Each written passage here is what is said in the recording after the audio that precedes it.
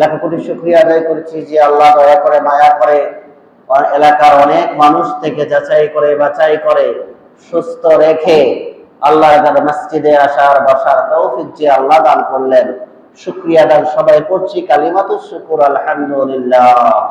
লক্ষ কোটি দুরূদ আর সালাম আকায়ে রামদার তাজদারে মদিনা হুজুরে পুর নূর সাল্লাল্লাহু আলাইহি ওয়াসাল্লামের প্রতি সবাই পড়ছি মুহাম্মদুর রাসূলুল্লাহ সাল্লাল্লাহু আলাইহি ওয়াসাল্লাম। মাগফিরাত কামনা করছি পৃথিবীর শুরু থেকে আজ পর্যন্ত যত মুসলমান এক বিন্দু পরিমাণ ঈমান নিয়ে কবরবাসী হয়ে গেল, আমাদের এই সামনে শুয়ে আছে কবরে, জানি না তারা কি অবস্থায় আছে। এখান থেকে এক সেকেন্ডে আমেরিকার খবর পাওয়া যায়, কিন্তু বাড়ির পাশে, ঘরের কোণে, মসজিদের পাশে, পুকুর পাড়ে, বাঁশঝাড়ের কোণে মা বাবা আত্মীয় স্বজন শুয়ে আছে আজকে কত বছর, কোনো খবর নেওয়া যায় না, কোনো খবর রাখা যায় না। আল্লাহ তাআলা সবাইকে কবর গুলাকে নাজাতের টুকরা বানিয়ে দেয়, সবাই পড়ি আমিন। আল্লাহ তাআলা রাসূল আরবি সাল্লাল্লাহু আলাইহি ওয়াসাল্লামের কাছে একটি সূরা নাজিল করলেন, রাসূলকে জানাইলেন, রাসূল আপনাকে আল্লাহ তাআলা খুব ভালোবাসেন, এই জন্য আপনাকে আল্লাহ এই সূরাটা নাজিল করেছেন। সুবহানাল্লাহ। ছোট্ট একটি সূরা, সূরাতুন নাসর, এটা মদিনায় অবতীর্ণ হয়েছে, রাসূলের হিজরতের পরে নাজিল হয়েছে, বিদায় দা মাদানী সূরা। রাসূল আরবি সাল্লাল্লাহু আলাইহি সাল্লামের কাছে যখন এই সূরাটা নাজিল হলো, বিদায় হজ্জের সময়, রাসূলের শেষ জীবনের সময়ে যখন নাজিল হলো, সমস্ত সাহাবীরা আনন্দে আত্মহারা, তারা আত্মহারা হয়ে গেল, তারা এত খুশি হয়ে গেল, আনন্দ হয়ে গেল। কিন্তু রাসূলের আপন চাচাতো ভাই আব্দুল্লাহ ইবনে আব্বাস রাদিয়াল্লাহু তাআলা আনহু, তিনি শুধু পাগলের মতো হাউমাউ করে কান্না করলো। অন্যান্য সাহাবীরা বুঝতে পারলো না।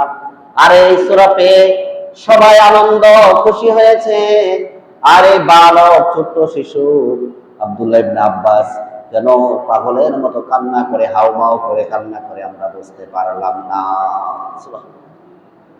রাসূলে যাওয়ার পরে হযরতের ওমর শাসনামলে, রাসূলে দুনিয়া থেকে পর্দা নেওয়ার পরে হযরতে ওমর শাসনামলে, হযরতে ওমর প্রেসিডেন্ট, এমন সময় সমস্ত কাজকর্মের ভিতরে হযরতে ওমর সবাইকে রাখতেন।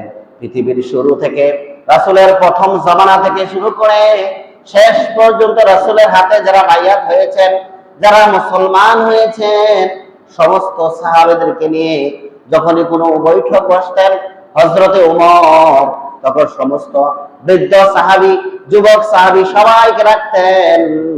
কিন্তু তারই সাথে সাথে আব্দুল্লাহ ইবনে আব্বাস, রাসূলের আপন চাচাতো ভাই, 14 বছর বয়স তার, মাত্র কত, মাত্র 14 বছর বয়স, তাকেও রাখতেন।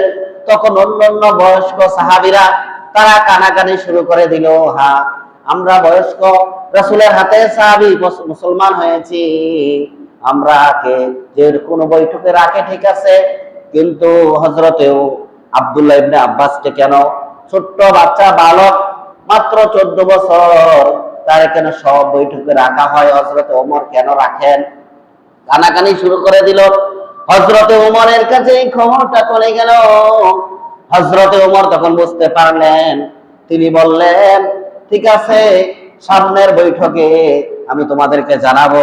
হযরতে আব্দুল্লাহ ইবনে আব্বাসকে বললেন, হে আব্বাস, তুমি আমার পাশে বৈঠকের সময় বসবা। ঠিক আছে। তখন একটি বৈঠকে বসলো।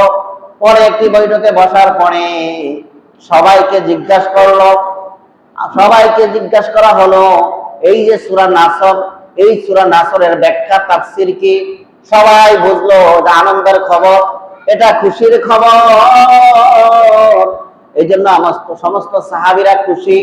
তখন হযরতে ওমর আব্দুল্লাহ ইবনে আব্বাসকে বলল, এ বালক, তুমি 14 বছরের বালক, রাসূলের আপন চাচাতো ভাই, রাইসুল মুফাসসিরিন, তোমার কি মনে হয় এই সূরার ব্যাখ্যাটা কি? তখন সে বলল, ওনারা যা ব্যাখ্যা করেছেন আমি তা মনে করি না, আপনি কি মনে করেন ওই 14 বছরে ভালো বলছেন? এই সূরার মধ্যে আল্লাহ তাআলা এমন একটি কঠিন বাণী দিয়েছেন যেই বাণী অন্য কোন সূরাতে দেয় নাই। এই সূরার মধ্যে আল্লাহ এখন মারাত্মক একটি খবর দিয়েছেন, যেটা আমি 14 বছরের বালক আব্দুল্লাহ ইবনে আব্বাস আমি বুঝতে পেরেছি। সেটা কি? সেটা হলো আমার নবী আর বেশি দিন দুনিয়ায় থাকবে না। আল্লাহু আকবার। আমার নবী আর বেশি দিন দুনিয়ায় থাকবে না। তখন ওই সৌদি আরবের ভাষাটা আরবি ভাষা, কোরআনের ভাষাও আরবি ভাষা, তারা আমাদের মতো সহজভাবে বুঝতে পারে আরবিটা।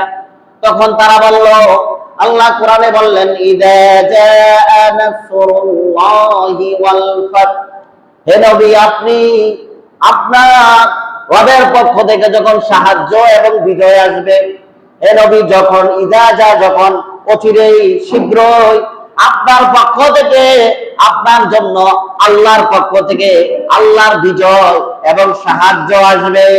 সুবহান। হে নবী অতি শীঘ্রই আল্লাহর পক্ষ থেকে আপনার রবের পক্ষ থেকে আপনার কাছে আল্লাহর বিজয় এবং সাহায্য আসবে। কোন সুবহান। এই আয়াতের তাফসীর এটা। পরের আয়াতে ওয়ারাআইতান নাস ইয়াদখুলুনা ফী দীনিল্লাহি আফওয়াজা, পরের আয়াতে আল্লাহ বললেন যে তখন নবী আপনি দেখবেন দলে দলে লোক মানুষগুলা ইসলামে প্রবেশ করতেছে।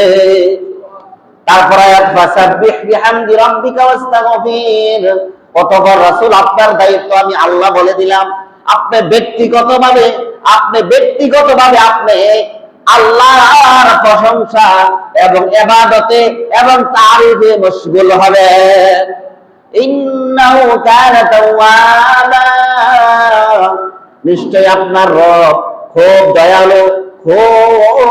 দয়ালু এবং ক্ষমাশীল। সুবহান। এই আয়াতের এই সূরা তাফসীর শেষ। তো সাহাবীরা বলল, হে আব্দুল্লাহ ইবনে আব্বাস তুমি তো মাত্র 14 বছর বয়স, কত? মাত্র 14 বছর।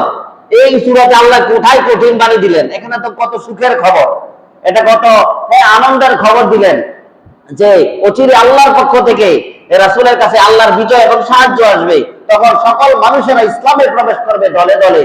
তখন রাসূলকে বলেছেন, রাসূল আপনি তখন ব্যক্তিগত কিছু ইবাদত, আল্লাহর প্রশংসা, আপনার রবের তারিফ, আপনার রবের গুণকীর্তন আপনি করবেন, নিশ্চয়ই আপনার রব ক্ষমাশীল। এখানে কঠিন কি বাণী? সহজ কথা। তখন আব্দুল্লাহ ইবনে আব্বাস 14 বছরের বালক, রাসূলের আপন চাচাতো ভাই, তিনি বললেন, হে ওমর শোনেন তাহলে আমি কি